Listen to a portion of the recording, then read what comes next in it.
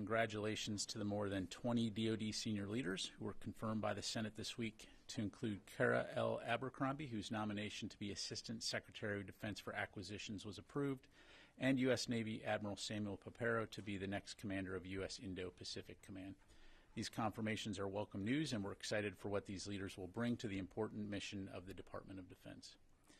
In other news, yesterday, performing the duties of Assistant Secretary of Defense for Homeland Defense and Hemispheric Affairs, Ms. Rebecca Zimmerman hosted Colombia's Minister of Defense, Mr. Juan Velasquez, and Minister of Justice and Law, Mr. Nestor Osana.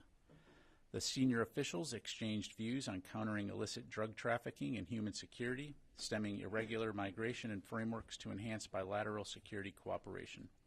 The meeting reaffirmed the United States and Department of Defense's strong partnership with Colombia as the two nations work together to ensure a stable and secure hemisphere based on a foundation of respect for democracy and human rights. Today, acting Undersecretary of Defense for Policy, Ms. Sasha Baker, will host Kurdistan Regional Government Prime Minister Masroor Barzani and his senior delegation.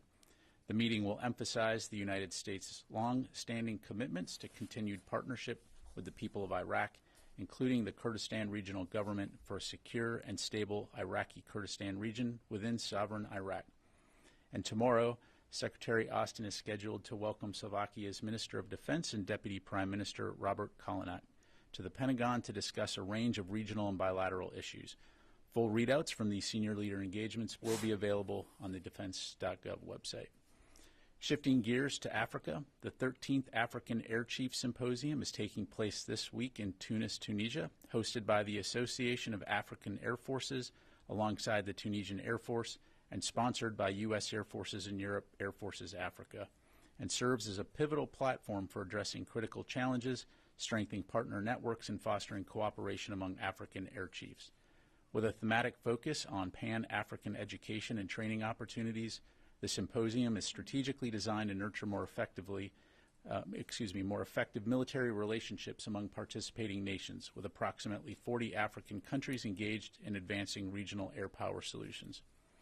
Separately, Deputy Secretary of Defense Kathleen Hicks will depart on domestic travel this Sunday, March 3rd, to visit Camp Pendleton in Fort Irwin, California.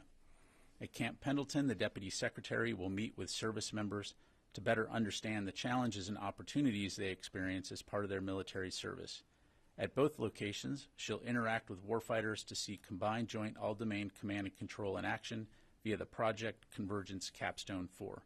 Viewing this experimentation will enable Deputy Secretary Hicks to gain better insight into the challenges that impact JADC2 implementation across our joint force and the outcomes of experimentation exercises. And finally, Secretary Austin will go to Walter Reed National Military Medical Center tomorrow afternoon for a scheduled routine follow-up appointment with his doctors. He continues to recover well from his recent cancer treatment, and you can expect that he'll be conducting these types of follow-on checkups from time to time. And we'll be sure to keep you updated regarding any significant developments as appropriate. And with that, I'd be glad to take your questions. We'll go to Associated Press first, Tara Kopp. Hi, General Ryder. Thanks for doing this. Today, Secretary Austin, in response to a question, said that as many as 25,000 women and children have been killed in Gaza. Could you elaborate further on this? Where he got earlier today, Secretary, during a hearing, was asked how many women and children have been, how many Palestinian women and children have been killed by the Israelis since October 7th, and he replied, it's over 25,000. I know there's been a clarification to say those are, the numbers he cited were from the Hamas-run Gaza Health Ministry. Why was he citing numbers? Firstly, he didn't actually say they were from the Gaza Health Ministry, but why was he citing numbers from Gaza's Health Ministry? Yeah, again, to clarify, as you highlight, his answer was citing an estimate from the Hamas-controlled Health Ministry that more than 25,000 total Palestinians have been killed in Gaza. And as you know, and as you've heard us say, we can't independently verify that these numbers are accurate. We can't independently verify Gaza casualty figures. And so we've talked about this before, that we're dependent on open source information like many of you. We're certain that thousands of people have been killed, but as for the specific numbers, again, we cannot verify those specific statistics. Is there some accuracy in those numbers? The fact that he's saying them out loud and not going with, for example, Israel's estimate? Again, I'm providing you with the context of the information that he provided and what he was citing. Thanks. All right, let me try Tara again. Hi, thanks. Can you hear me now? I can hear you. Okay, good. I was going to ask the same question Idris did, but as a second question, today Senators King and Reid have asked President Biden to send one of the Navy hospital ships to Gaza to help support civilians there. Is this something that the Pentagon, is this a request the Pentagon has received and something you're looking at? Yeah, thanks, Tara. I don't have anything to announce today in terms of any deployments of hospital ships into the region. Will? Just to follow up on Gaza aid, is the Pentagon considering any potential airdrops or any other steps to get more aid into Gaza at this point? So I don't have any announcements to make regarding any DoD airdrops or plans to conduct airdrops. As you've heard us say before, the U.S. does continue to work with our partners and expand and sustain levels of assistance, much needed humanitarian assistance in Gaza. This week, for example, you heard USAID announce that they will be providing an additional $53 million in humanitarian assistance for urgently needed food, shelter, and water for Palestinian civilians. But as for DoD activities right now, I don't have anything to pass along. Let me go to Laura and then Oren. Thanks, Pat. Secretary Austin testified this morning that his military aide transferred his authorities to his deputy during that hospital stay. So I just want to clarify the timeline. In between when he was transferred to the critical care unit on January 2nd and when he transferred power, that was the afternoon of January 2nd, as it says in the 30-day review. How much time passed, what was going on, and who is in charge? Yeah, thanks, Laura. So I'm not going to provide a minute-by-minute tick-tock. As we've talked about, when the Secretary was admitted into the critical care unit, it became clear that he would not have access to his secure communications. So following the procedures that his aides have followed in the past when he's not been able to access secure communications, the decision was made to initiate the transfer of authority to the Deputy Secretary, and that process played itself out. There was no gaps in command and control, as the Secretary has highlighted and as we've highlighted in the 30-day review. So if there were no gaps, why can't you break it down minute by minute? Because I don't have it here in front of me. So like if it was... And what we provided you in the 30-day review is what I have to provide. There's a lot of gaps in the 30-day review, right? Okay. The sentences, it goes from on January 2nd, he was admitted to the critical care unit, and then on the afternoon of January 2nd. So even if there's like a couple hour gap, that is a big deal. So I'm asking you to clarify that. Again, there were no gaps in the command and control of the DoD, of DoD command and control. The Secretary or the Deputy Secretary were in charge at all times. Let me go to Pat, though, he testified this afternoon that he was not aware when the staff was told that he was in the hospital. So he has communications at home. He's put in the ambulance. He gets to the hospital. Isn't that at least a gap in communications? No. Because he travels with a communicator at all times, right? He has access to those communications. But I mean, just to put this into context, do you carry your phone with you every single place you go, every moment of the day? I mean, probably you're a reporter, you probably do. But he testified that he did not have a cell phone. He has access to a personal communicator who travels with him at all times. So again, if he needs to talk secure comms, if he needs to conduct command and control activities or reach someone, again, there's literally someone like steps away that can hand him what he needs to conduct operations. So, Warren. I want to go back to Gaza for a second. A large number of Palestinians were killed near an aid truck. Is the Pentagon asking for any investigation or clarification into the incident from the Israeli military? And do you still believe that Israel is taking steps to avoid civilian casualties? Because some of the incidents we're seeing don't seem to support that. Yeah, thanks, Oren. We've seen the reports, obviously. They're certainly alarming, and what I would say is the situation highlights the tragic nature of this conflict. We're, of course, very saddened to hear about this loss of innocent lives. And we do acknowledge, as I just said a moment ago, that too many civilians have been killed in Israel's military operations, and we continue to reiterate that civilian lives must be protected. As you're likely aware, the White House has been in touch with the government of Israel to ask that they investigate immediately to learn about more about what happened. But this situation also does underscore the critical importance of ensuring that much needed humanitarian assistance can be delivered to the people of Gaza in a safe, secure, and sustained manner. And that's something that the U.S. government is going to continue to work on closely with partners in the region.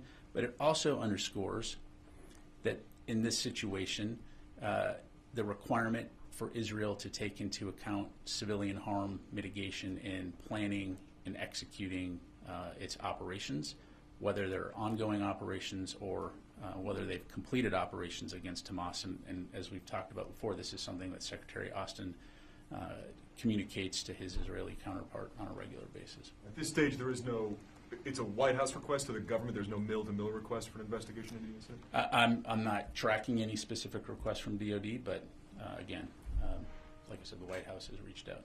Carla. Can I say in the Middle East really quick? First, have there been any attacks on U.S. forces in the Middle East this week? Not that I'm aware of. If you're talking about Iraq, Syria, no. And then following on the Houthi situation, Xinhua reported that the Chinese was sending ships from the 46th Fleet to come and help escort ships in the Red Sea. Has the U.S. military seen these ships arrive and do any escorting?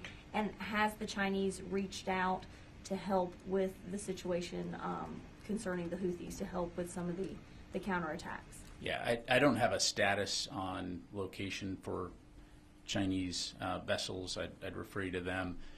In terms of a Chinese role in countering these attacks or supporting freedom of navigation operations, we've talked before about the fact that we would welcome a productive role for China to play, but to my knowledge, at this stage, they have not offered, nor are they conducting any type of operations to help safeguard mariners or international shipping.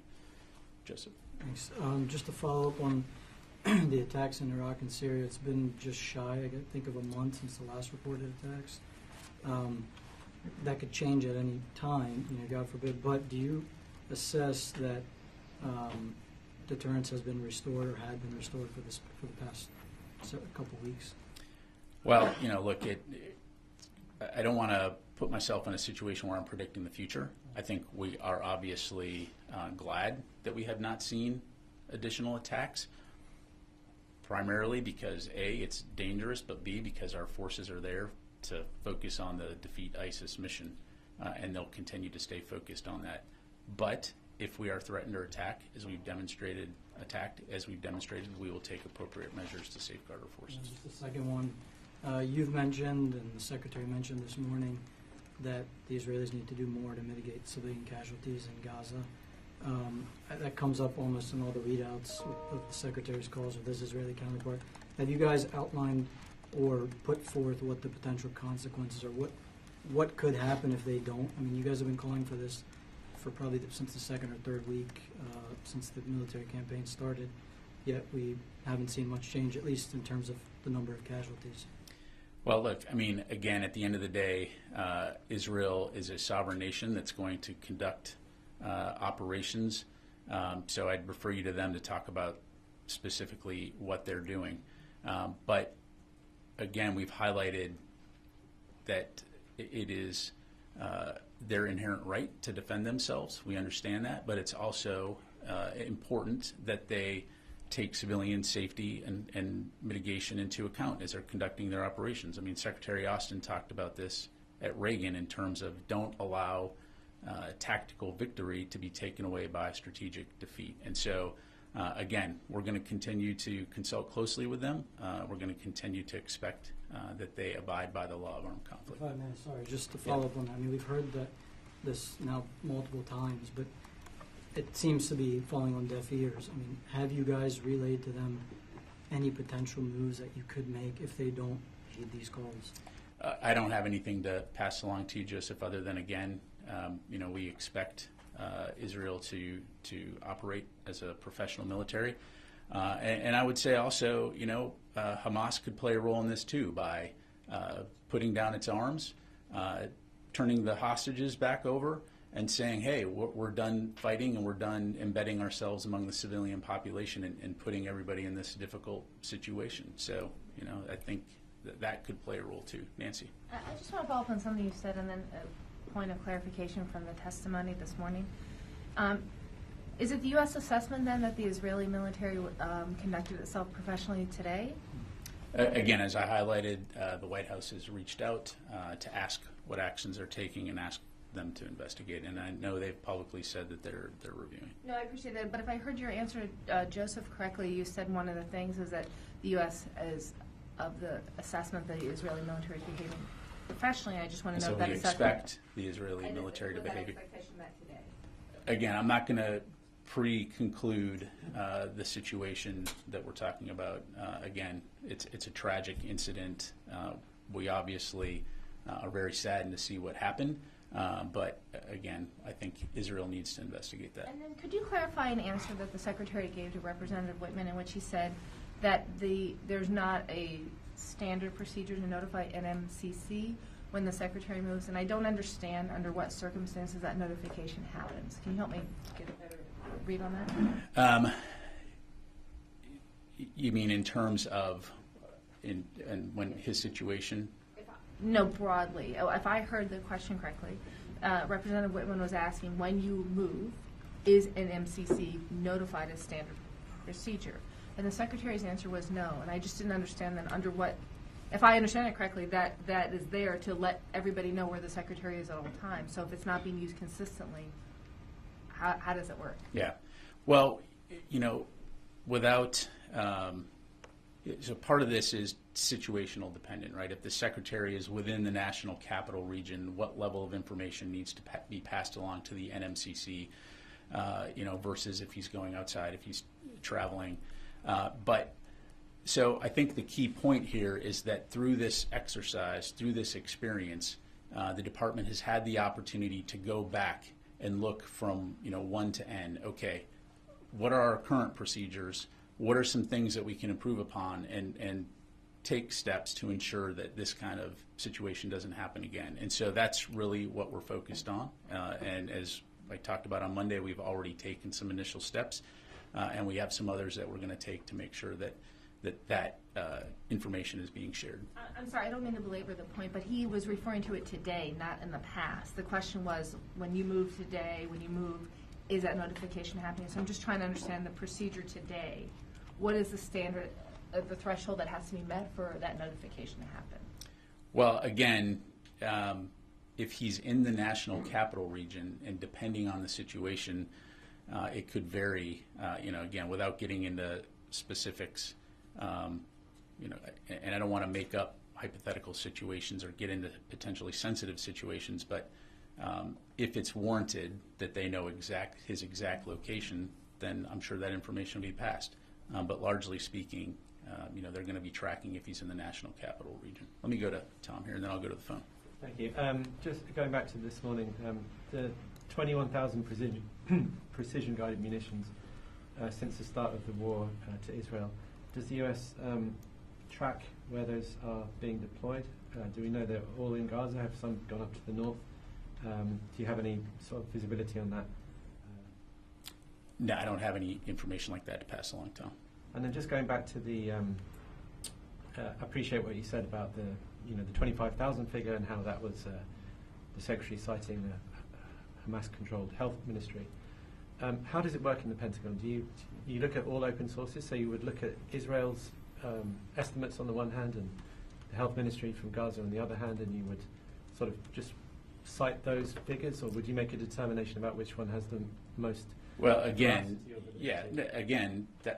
what I said earlier is I cannot verify the veracity of those figures, and we're not able to corroborate them, and so we don't have a lot of confidence in the information, or in other words, we're not able to corroborate or verify the statistics, whether they're being provided from one entity to another without independently being able to verify them.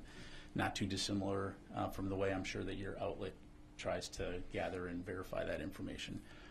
Without the ability to be on the ground and independently assess, it's challenging. And so we do have to rely in large part on open source information that's out there.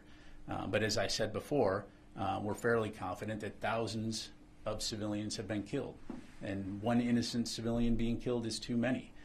So again, it just underscores the tragic situation that's there. And again, we're going to continue to work with partners in the region to try to ensure that humanitarian assistance can be delivered, while at the same time communicating with our Israeli partners the importance of taking civilian safety into account. So why would the Secretary cite information he can't verify? Again, I'm just highlighting the context of the information and where it came from and what he was citing. Okay. Let me go to the phone here, else I'm going to get in trouble from Jeff Shogel. Jeff Shogel, Task and Purpose. Thank you. Earlier in the week, you provided an update of how many targets have been struck in Yemen. Can you say what steps the military is doing to replenish the munitions that it's using in the Red Sea, and to make sure the forces in Indo-PACOM have enough missiles, cruise missiles and other missiles in case of a war with China? Thank you. Yeah, thanks, Jeff. For operation security reasons, I'm not going to go into specifics other than to say we have a very proven, detailed, and elaborate process to ensure that our forces receive the ammunition and the supplies that they need to conduct the operations that they've been tasked to do around the world. And that includes in the Red Sea region and the broader Middle East, as well as the Indo-Pacific. Let me go to Mike Glenn, Washington Times. Thank you, Pat. A review of Aaron Bushnell's social media account indicates that he had some pretty strong anti-Zionist views, anarchist views. He said Israel didn't have a right to exist. He appeared to condone Hamas's October 7th attack on Israel. My question is the same question I asked last time. Under the Pentagon's definition of extremist, would he fall under that? Yeah, thanks, Mike. So as you've heard the Air Force say, the matter is under investigation, as is appropriate following the death of a service member. I'm not going to put a label on Airman Bushnell. I do think it's fair to say that an act of suicide by self-immolation is an extreme act. But as for the specific circumstances surrounding his death, we know it's been made public, but we owe it to the airman's family and to the service to allow for a full investigation to obtain the facts. So leave it there. Let me go to Eunice. Thank you very much, General. You said that earlier today it was a tragic incident. Obviously, like, who would think otherwise? Civilians being fired at while trying to get some piece of food. But there is someone, an Israeli national security minister, says that they acted excellently, the IDF, and it's madness to deliver humanitarian aid to Palestinian civilians. And you've been saying that the president made it very clear that indiscriminate bombing of Gaza, and you've been speaking to your counterparts. But if this is the government that you've been speaking to, is there any result that's been produced? Hey, I can't speak for that individual. I can only respond on behalf of the department, so I don't have anything to provide. Context, you've been having these conversations for months now, but the result doesn't seem to be much different on the ground. So is there a sense of urgency within the Department of Defense that perhaps we should change the way that we're talking to our Israeli counterparts? Look, I think we've been very transparent in terms of how we're communicating with our Israeli counterparts, as well as our efforts to try to support the people of Gaza in terms of humanitarian assistance and ensuring that their safety is taken into account. But we also, again, recognize that Hamas plays a factor in all of this, and Hamas has not given up and laid down their arms and are still threatening to attack Israel and conduct operations.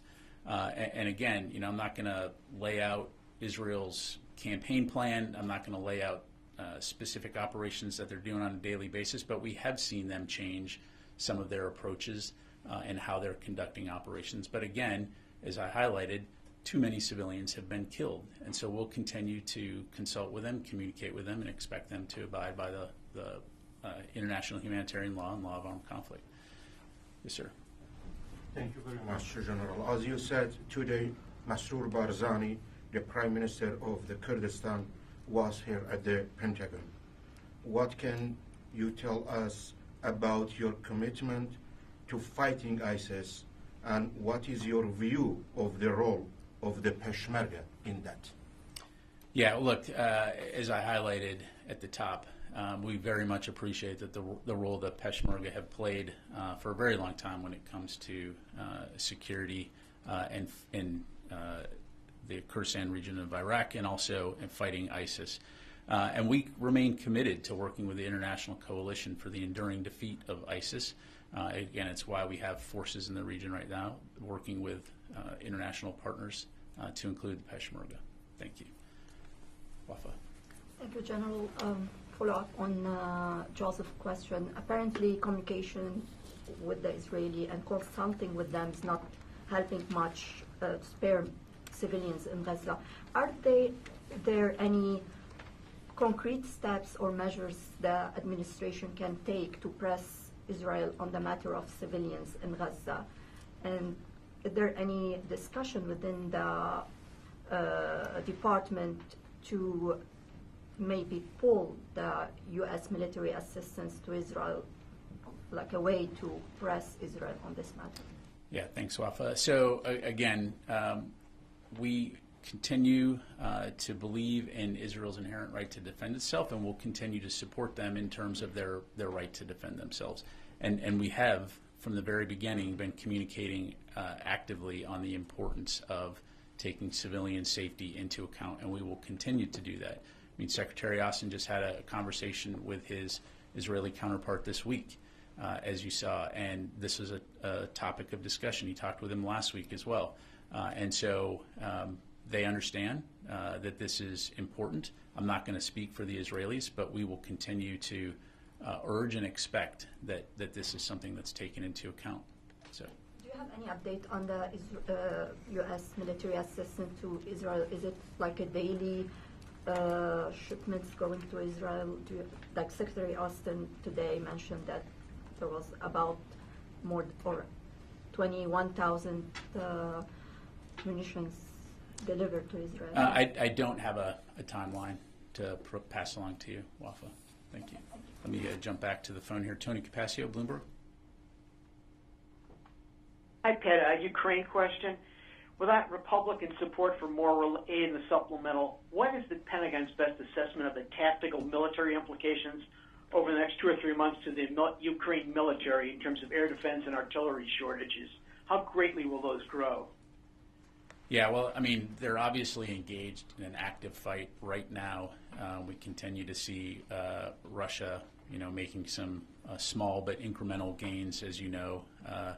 And so it's vital that we be able to receive the supplemental funding and as well as a full year appropriation to be able to ensure that Ukraine has the assistance to include air defense and ammunition capabilities to be able to not only defend themselves but also take back sovereign territory. And so, the Ukrainians have proven themselves to be very innovative, courageous fighters. So we have no doubt that they're going to fight, they're going to continue to fight very bravely. But it's absolutely essential that we get them the resources they need now and not too late. Thank you. Chris. Thanks, Pat. 2 questions on the Red Sea region. First, what is the coordination between the EU Maritime Mission and Operation Prosperity Guardian? Does the right hand know what the left hand is doing, so at the very least you aren't confused about which vessels are where and what they're trying to do? Yeah, I mean, as I understand it, they do coordinate and communicate on a daily basis. We have obviously around the world have experience working closely with partners inside and outside of coalitions, working coalitions side by side. And of course, many of the countries that are resident within Operation Prosperity Guardian and then the corresponding Operation Aspides, we've all worked together for many years in many different places around the world. And many of those countries are within NATO. So when it comes to interoperability, that's something that is a strength. And then My second question, the State Department's Special Envoy for Yemen said this week state was working to expand the strike coalition against the Houthis, and the Gulf states needed to do more, but couldn't speak for the DoD. So on behalf of the Pentagon, is the DoD working to expand the strike coalition against the Houthis? Look, I don't have any specific announcements to make. I mean, we're always consulting with allies and partners in the region to address the international problem that's been created due to the Houthis' illegal and reckless strikes against international shipping and mariners. Overall, are you trying to grow the coalition, either Operation Prosperity Guardian or the Strike Coalition? Look, we're trying to address this as an international problem because, you know, it's affecting the international community. And so this is the way that the United States operates. We work with coalitions and we work with allies in order to achieve common goals. And I think internationally, everyone will agree that the Red Sea is a vital waterway. 15% of global commerce transits through there, and so this is something that we'll continue to keep after. Let me go. Yes, ma'am. Sorry. Hi, sir. Kimberly Underwood from FCS Signal Magazine. You spoke about the Deputy Secretary's trip out west, in part of which is to see CJAD C2 and Project Convergence. Can you talk about what the Secretary Austin and Deputy Secretary Hicks hopes to see from that effort and the timeline of what's being achieved? Yeah, there'll be obviously a lot more to come out of that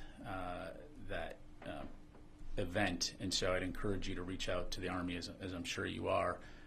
But what you've seen over the last several years is things like Project Convergence or the Advanced Battle Management System, or the Navy's Overwatch program, Project Overmatch rather, working together to look at how we can better integrate using various technologies when it comes to combined joint all-domain command and control.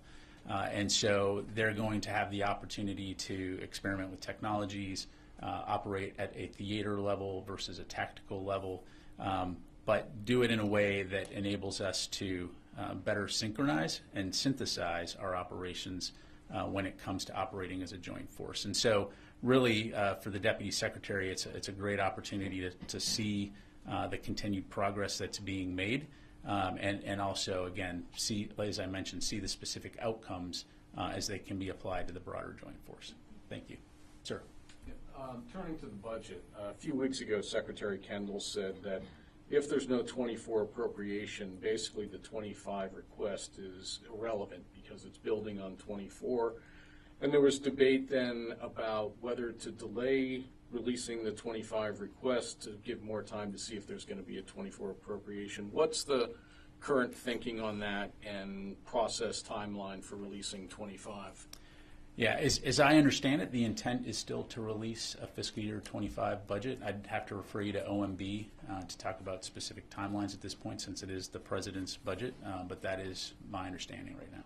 And any reworking being considered inside the building to adjust for the fact that almost half the year is gone and CR is going to be happening for at least a few more weeks? Well, I mean, as I'm sure you can imagine, one of the primary things the Pentagon does is work on budgets, right, and resourcing. And so, clearly that work is always being done, whether it's, this year's budget or future years' defense spending. But to your point, and it's something you've heard others talk about, the fact that we continue to operate under CRs is not helpful. We need a full year appropriation in order to do the work that we've been asked to do. And so certainly the longer we kick the can down the road, the more challenging it becomes for the department to conduct the operations in support of our national security mission. All right, time for a few more. Nancy. I'm sorry, Pat. I'd like to come back to your answer about what happened today in Gaza. I'm just trying to better understand the DoD position. The White House has said that it was found the incident, what happened, tremendously alarming. The State Department said that it is urgently seeking more information. And I just want to understand, is there any sense of shock or urgency out of the Department of Defense, or is it more reassured from the conversations it's having with its Israeli counterparts? Well, look, I mean, again, we're watching the same images that you are on TV. and it is alarming, and it is, very unfortunate. And as I mentioned, we're very saddened at the loss of innocent lives here. I mean, these are human beings that are trying to feed themselves, and so I think we're all kind of looking at that and saying, what happened here? And so, again, the White House has reached out and asked Israel to investigate this. I'll just leave it at that. I appreciate that, but when you say we're all looking to find out what happened here, what I'm trying to understand is what is DOD doing to find out what happened here? Look, DOD is not currently operating in Gaza. We're not at war in Israel against Hamas. So our focus is what we've talked about before, and that is working to protect our citizens and our forces in the region. It's working with Israel to ensure they have what they need to defend themselves. It's working with them to enable the release of hostages. And it's trying to prevent this conflict from spreading into a wider conflict. Where required, we support the U.S. interagency. In the past, we've helped to deliver humanitarian assistance. So that continues to be our focus in there as part of the broader U.S. government. Okay. Sir, John. Thank you, General. My question will be about your fellow airman who set himself on fire last Sunday in front of the Israeli embassy, saying that he doesn't want to be complicit in a genocide, in his words. So there are allegations that he decided to make this extreme act of protest after his clearance led him to see some information about the U.S. involvement in this. So what can you tell us about this? And you said there's an investigation. What kind of investigation is that? Can you give us some more information about it? Yeah, thanks, John. So anytime there's the death of an airman, particularly in a suicide situation, there is going to be an investigation into the circumstances. And because it's under investigation, I don't want to speculate about this particular airman and what he may or may not have been experiencing or what his mental state was. It would just be pure speculation on my part. So again, we owe it to his family and we owe it to the Air Force to have the time to be able to do that investigation and get ground truth. Thank you. Yes, sir. Thanks, General. I just wanted to follow up on the Houthis. The U.S. is spending a lot of money to take down cheap drones. Do you think that that's a sustainable strategy over a long period of time? And do you have a strategy to maybe divvy that up in some way? Hey, look, we're going to continue to work with the international community to safeguard international shipping and the lives of mariners that are transiting the Red Sea. I think the fact that we've been able to save as many lives as we have is kind of a null hypothesis you're asking me to prove here. What would have been the cost of sunken ships, lives lost, environmental disaster had we not and were we not working with the international community to address this problem? As I highlighted on Monday, it's almost like the Houthis are trying to wreck their own neighborhood, ultimately in the long term, not to their benefit to continue this. Let me go over to Courtney. Thank you. I wonder, two different topics on Israel today. Does the Pentagon think it's appropriate for Israel to investigate itself in this attack today, considering that most of the allegations from witnesses on the ground are that it was the IDF who were responsible for many of these deaths and injuries? Hey, look, Israel is a sovereign country. In the same way, if there were allegations in our own military of inappropriate actions or something that was problematic, we conduct investigations in our military, and there's methods and procedures to do that. Again, I'm not going to speak for Israel in terms of who within the Israeli government would investigate or how they approach it. But again, one would expect that it would be very similar. And then on the Secretary's testimony today, there was one thing that I was confused about. I'm confused now about who it was that made the determination on January 2nd for him to transfer authorities to Deputy Secretary Hicks, because he said, at one point he said that his staff were advised by doctors they would not be able to gain access to him. And maybe I misunderstood it, but it made it sound as if the staff were the ones, whomever that was, who made the decision for him to have to transfer authority, and it was a communication thing as opposed to a medical necessity, which I thought was what we were earlier told, that the seriousness of the diagnosis and his medical condition was one of the reasons. No, as highlighted in the unclassified summary, as we talked about on Monday, it was the Secretary's inability to access secure communications that prompted the staff to take the measures that they had done previously when he was not able to secure communications. And again, taking the initiative saying, well, okay, if the Secretary is not able to access those communications, procedure has been, oh, by the way, procedures that are written and prescribed by the civilian leadership of the Department of Defense, then we will transfer authorities to the Deputy Secretary. And so that was the determination. Now, again, recognizing, looking back through all of this through the review process, broadly that improvements could be made. And so, again, we're undertaking those process and procedure improvements. But again, so it was the staff, and it would be great to know who the staff were, who because, again, and correct me if I'm wrong, if I'm mixing up the timeline, because I felt like some things were a little jumbled today. I was under the impression that the SMA, the chief of staff, the public affairs head, and one other person, whoever it was, who were all notified on January 2nd, were told earlier in the day, and that the authorities were transferred later in the day. So who were the staff members who have the authority to make the decision to say Secretary Austin's? Because I thought it was Secretary Austin's decision to transfer authorities for whatever the reason is. Tell me if I'm wrong. Well, again, I'm just hesitating here because we talked about this ad nauseum on Monday. So, but again, But I'm confused based off the testimony today, and if I'm wrong, I'm happy to talk about this offline. But I thought that it was Secretary Austin's ultimate decision to transfer the authorities for whatever the reason be, communication or whatever. But it's the staff. so again, Who what are the those what the, staffers? right what the review found and what we talked about previously was that when the Secretary's doctor said that they recommended he go into the critical care unit,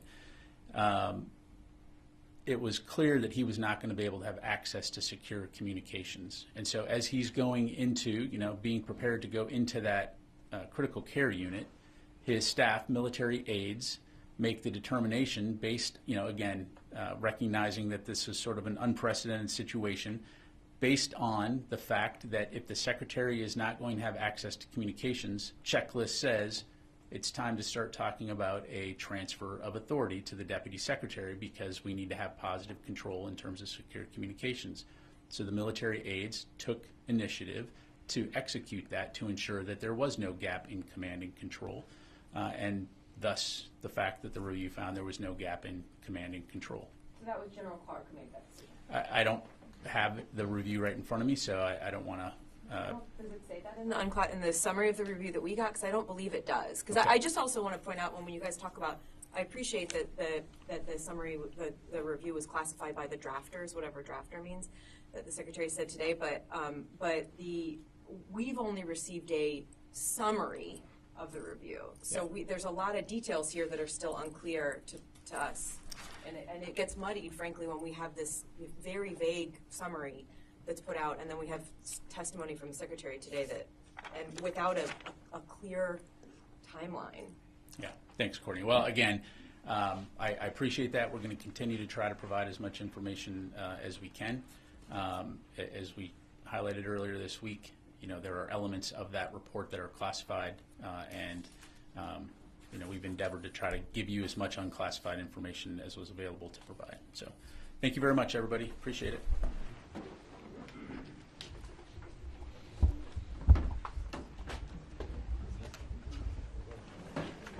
So what is